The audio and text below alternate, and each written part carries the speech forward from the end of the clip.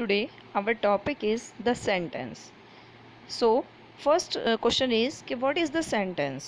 An arranged group of words which has a complete or meaningful sense is called a sentence.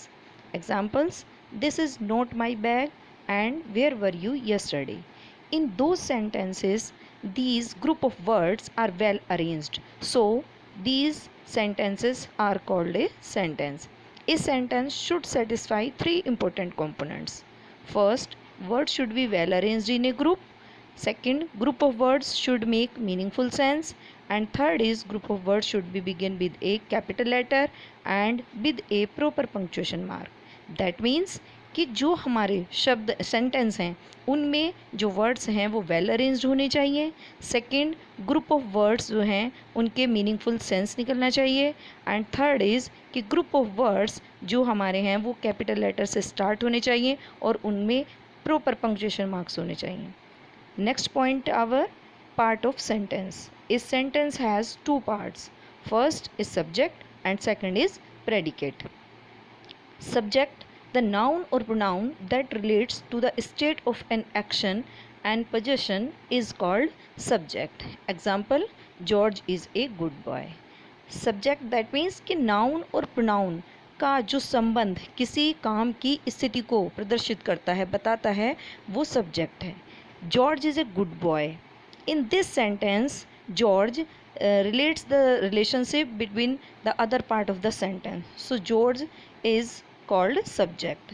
Predicate, the rest part of the sentence except the subject that provides the information about subject is called predicate.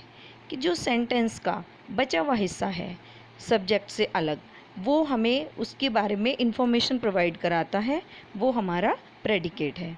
Examples: children are pure at heart. In this sentence, children is subject and are pure at heart.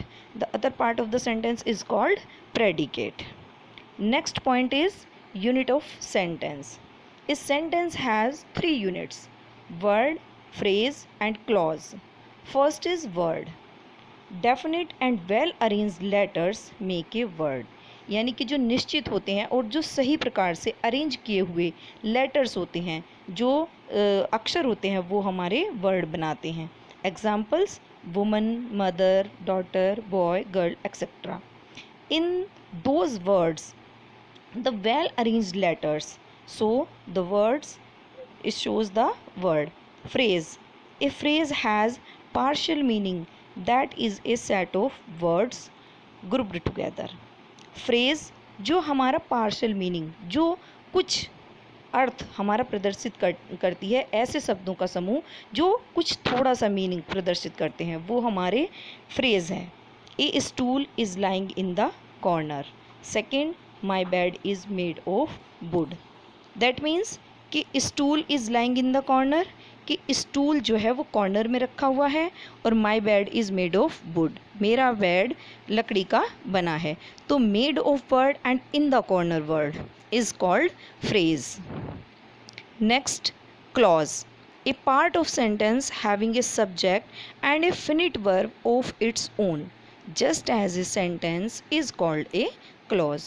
कि जो sentence का एक ऐसा हिस्सा जिसमें एक subject और एक वर्ब जो अपने आप में एक सेंटेंस होता है, वो क्लॉज कहलाता है. Examples: I do not know the time when I get up in the morning. I do not know the time, मुझे टाइम नहीं पता. When I get up in the morning, जब मैं सुबह उठा. When I get up in the morning, it shows the a complete meaning and a complete एक subject and have a verb. So this part of the sentence is called clause. Next point, our component of a sentence. First is subject, second is verb and third is complement. First, subject, the noun or its equivalent about which the main verb says something is called subject.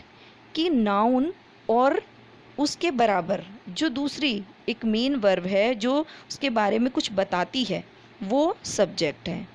Example: the boy work hard for his studies. Second is children always speak the truth.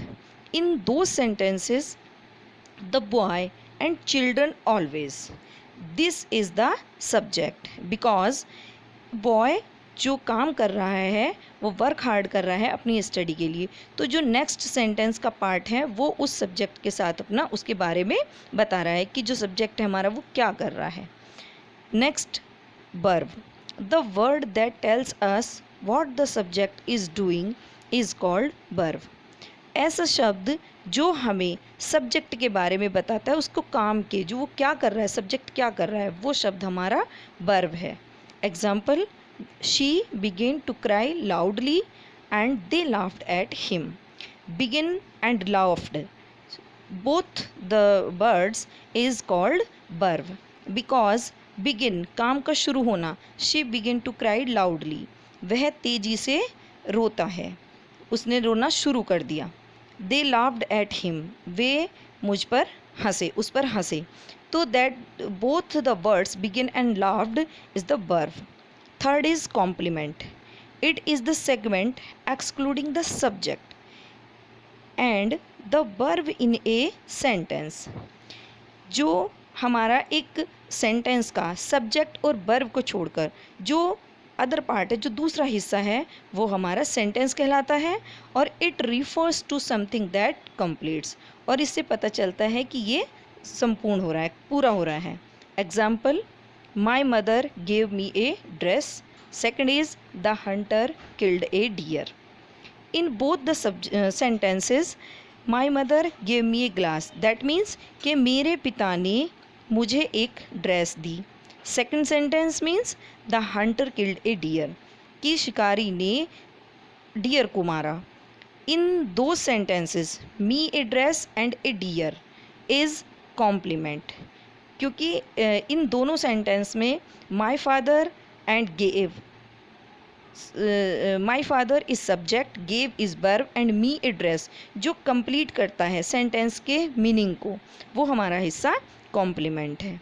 Next point, our kinds of sentence. Basically there are 5 kinds of sentences.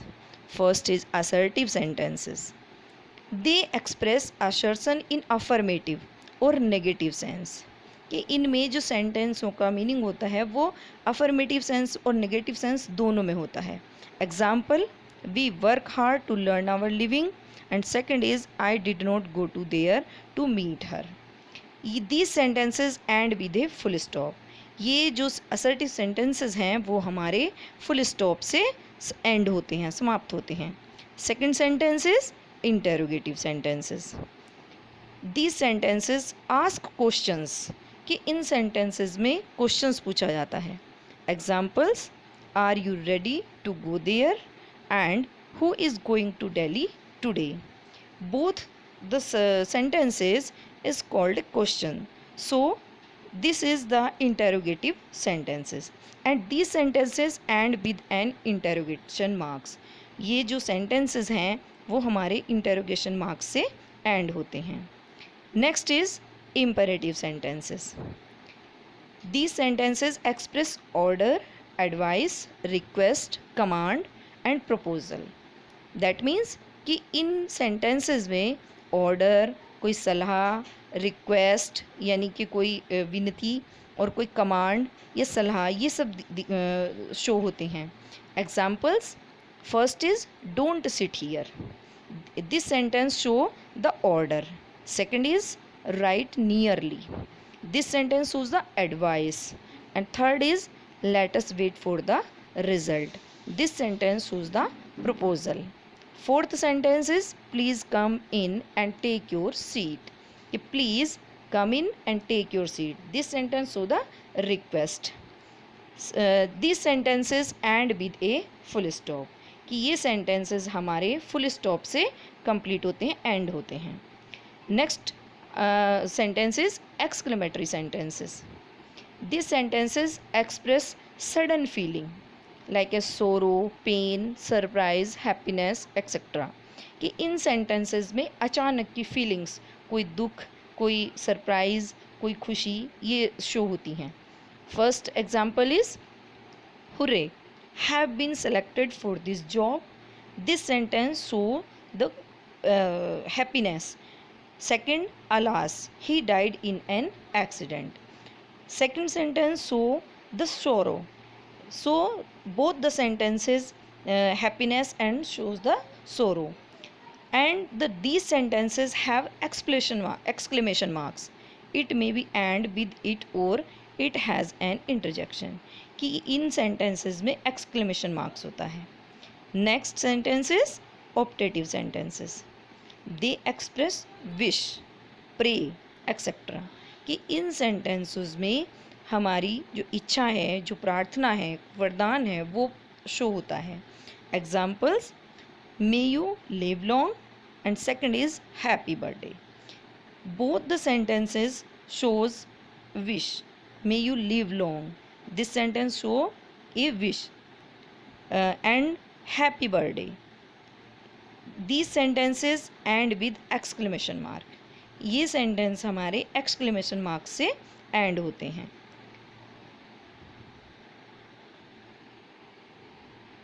Thank you.